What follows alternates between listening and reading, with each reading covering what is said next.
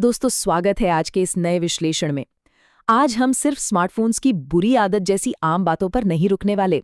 हम deep dive करेंगे और समझेंगे उस असली स्ट्रक्चरल और केमिकल कंडीशनिंग को जो हमारी जेब में रखा ये छोटा सा डिवाइस हमारे दिमाग के साथ कर रहा है। ये सुनने में थोड़ा अजीब लग सकता है, पर यह जानना हमारे लिए बिल्कुल क्रूशल है। तो चलिए जल्दी से आज का रोड मैप देख लेते हैं। सबसे पहले बात करेंगे पॉकेट स्लॉट मशीन की, फिर अटेंशन ब्रेकडाउन और डिजिटल एमनीशिया, उसके बाद नींद और फैंटम वाइब्रेशंस, बच्चों के दिमाग पर इसका असर, न्यूरोप्लास्टिसिटी और आखिर में सबसे ज़रूरी कुछ साइंस बेस्ड प्रैक्टिकल सॉल्यूशंस। ये सफ़र हमें अनदेखे केमिकल डैमेज से निकालकर सीधा उन सॉल्यूशंस तक ले जाएगा जो पूरी तरह हमारे कंट्रोल में हैं। ओके, तो शुरुआत करते हैं पहले सेक्शन से। Pocket slot machine dopamine loop हमें कैसे कंट्रोल करते हैं। आइए देखते हैं कि ये लगातार स्टिमुलेशन शुरू कहाँ से होता है और हमारा रिवॉर्ड सिस्टम कैसे हाईजैक हो जाता है। अब एक सवाल जो हम सब अक्सर सोचते हैं, हम आखिर बार बार अपना फ़ोन क्यों चेक करते हैं? मतलब कोई नोटिफिकेशन नहीं है, फिर भी स्क्रीन ऑन कर ली। इसका राज छिपा है डोपामाइन में। और ध्यान दीजिएगा, डोपामाइन का मतलब सिर्फ खुशी या प्लेजर नहीं है, ये है एंटिसिपेशन, यानी कुछ नया मिलने की एक बहुत ही पावरफुल उम्मीद। इसे ऐसे समझिए, एक नोटिफिकेशन आई या आपने स्क्रीन स्वाइप की, तुरंत दिमाग को एक छोटा सा अनप्रिडिक्टेबल रिवॉर्ड मिलता है। इससे हमारे दिमाग के डोपामाइन पाथवेज जैसे कि वेंट्रल टेगमेंटल एरिया या वीटीए और प्रीफ्रंटल कॉर्टेक्स पूरी तरह से ओवर स्टिमुलेट हो जाते हैं। ये लूप इतनी फास्ट स्पीड से घूमता है कि हमारे दिमाग को प्रोसेस करने का टाइम ही नहीं मिलता, बस स्वाइप रिवॉर्ड। अब इसमें सबसे इंटरेस्टिंग बात क्या है पता है? ये बिल्कुल किसी कसिनो की स्लॉट मशीन जैसा है।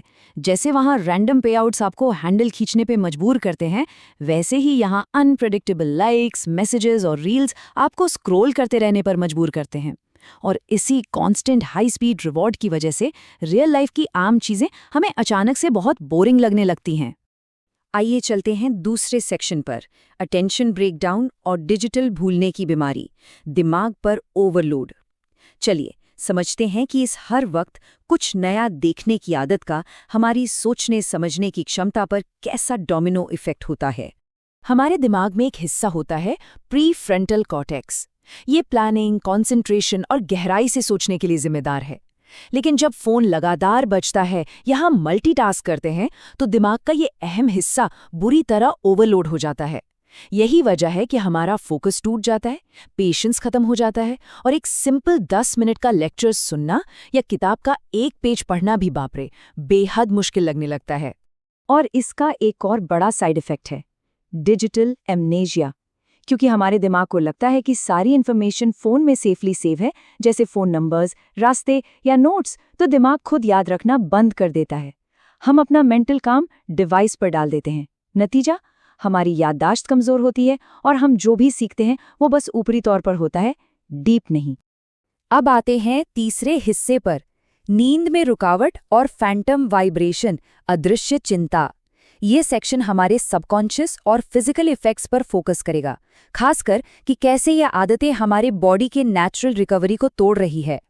क्या कभी आपके साथ ऐसा हुआ है? आपको लगा फ़ोन वाइब्रेट हुआ, आपने जेब में हाथ डाला और वहाँ कुछ था ही नहीं। इसे कहते हैं फैंटम वाइब्रेशन सिंड्रोम।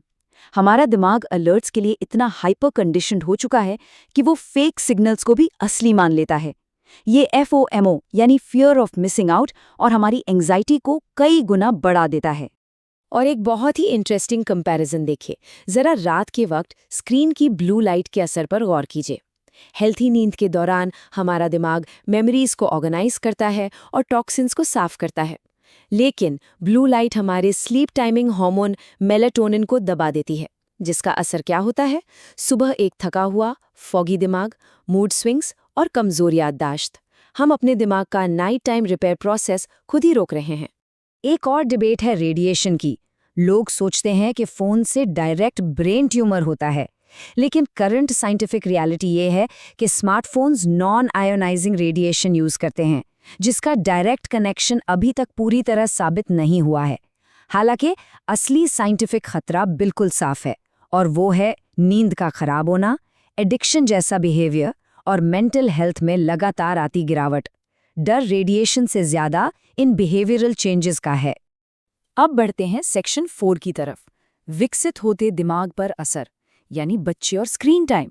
आइए इस बात को और गहराई से समझते हैं कि इस कांस्टेंट स्टिमुलेशन का उन बच्चों पर क्या असर पड़ता है जिनका दिमाग अभी स्ट्रक्चरली बन ही रहा है।